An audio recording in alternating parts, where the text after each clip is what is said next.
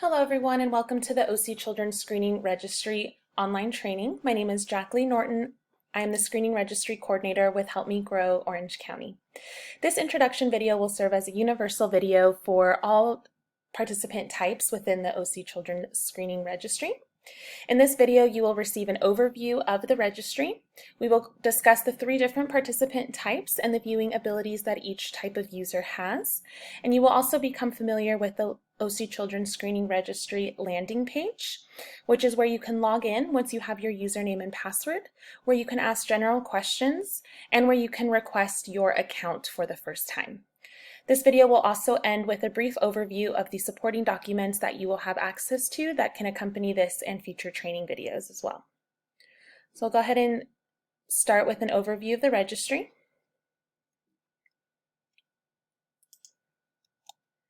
The OC Children's Screening Registry is an online database for primary healthcare providers and community-based providers to view and enter developmental and behavioral screening data. The intention of this HIPAA-compliant registry is to communicate screening results between organizations and healthcare providers that conduct screenings. It currently includes 5 screening tools. The first is the Ages and Stages Questionnaire 3rd edition, the ASQ3, the ASQ Social Emotional 2nd edition, the ASQ SE2, the Parents Evaluation of Developmental Status, PEDS, Modified Checklist for Autism in Toddlers Revised, MCHAT-RF, and the Pediatric ACEs Screening and Related Life Event Screener, PEARLS.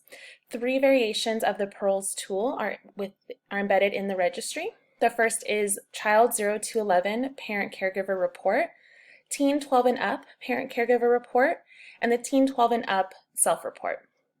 The registry is administered by Help Me Grow Orange County and CHOC Children's. It was developed with funding from the HRSA Healthy Tomorrows Award and officially launched in February of 2018.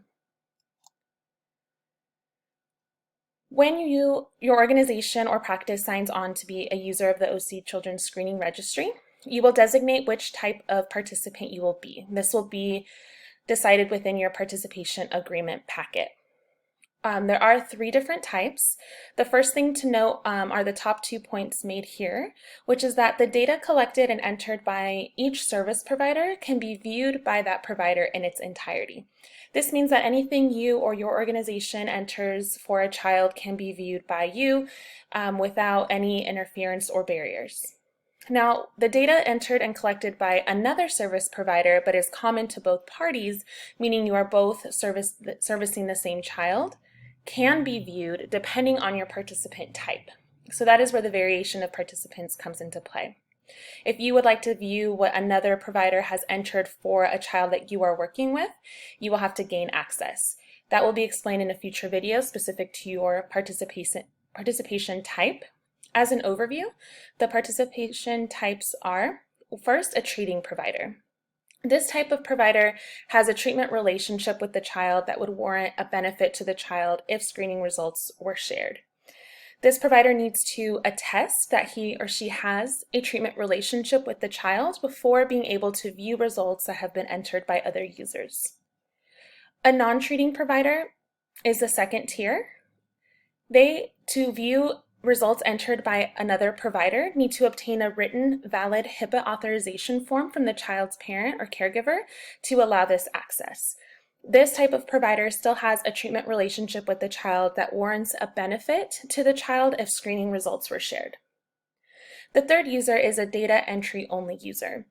This type of user may use the data that they collect and enter into the registry for internal purposes only, and they will not view records from other service providers. This user is contributing data to the registry, but does not need to view entries that have been made by other users, therefore that access is not granted to them. Now I'll show you the OC Children's Screening Registry landing page and discuss a few features in the navigation bar. When you go to ocscreeningregistry.com, you will see this landing page, which also has a list of collaborations that helped create and maintain this registry. Or if you look to your bottom right in that blue shaded box, you will see what is squared off there is where you can log in with your username and password upon visiting the site. If you want to learn more about the registry, there's a click here option right above that. Here's where you can ask general questions about the registry. Here's where you can also request a reset to your password if you've locked yourself out of the registry, or any other general questions that you may have. If you're requesting your account for the first time, please go to Request an Account, click here, and complete the required fields. When you first log into the registry, you will see the Child Search and Add, unless you are assigned to multiple programs, which we will talk about in a moment. The Child Search and Add feature will be discussed in future videos as well. However, know that it is always an option for you to go to on the left-hand side here in your navigation bar.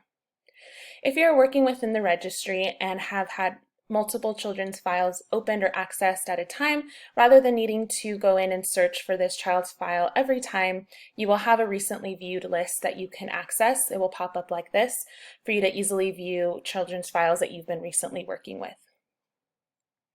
You will also see a My Account option on the left-hand side, which will take you to your personal information where you can update a password if needed or update your security questions. Then, of course, log out after each use. A couple of different options you may see is select organization. If you have signed on to use the OC Children's Screening Registry and you have designated multiple programs within your organization, you may be assigned to all of those programs or some of those programs depending on what your participant liaison has requested. So if you are assigned to multiple programs within your organization, which may happen if you have multiple screening programs, multiple home visitation programs, multiple practice sites, you may want to separate those different programs for reports purposes, and we can talk about that more in the reporting video. If you are assigned to the organization level or multiple program levels within your organization, you will have this option to select which you'd like to work within, and you will be able to select here. You may have more options than this example shows. And then anyone can be given access to reports. Reports can be run on an organization and or program level. And if you have that access, you will see it on the left-hand side, and we will discuss that in more detail in the reports training video. If you have any questions, please feel free to contact me. Some documents that you do have to help support your onboarding process is this PowerPoint. You also have access to this video. You will have a document that is a frequently asked questions document. There's a lot of useful information on there about how to get started as a new user. If you're an existing user, some questions we feel that you may have. And if there's any questions that you need answered beyond that, please feel free to reach out. There's also a document that you will be provided with that is called a guide for providers. These are frequently asked questions we thought caregivers may have. So as you are notifying families that you'll be entering their children's data into the OC Children's Screening Registry, we anticipated some questions that caregivers may ask. That document, a guide for providers, is there to help facilitate you in this conversation with the families that you are working with. It is not intended as a handout to families, however, to help your staff and yourself become familiar with the registry in a way that is caregiver friendly. You will also receive a list of all the reports you can run within the registry and definitions for each of those reports.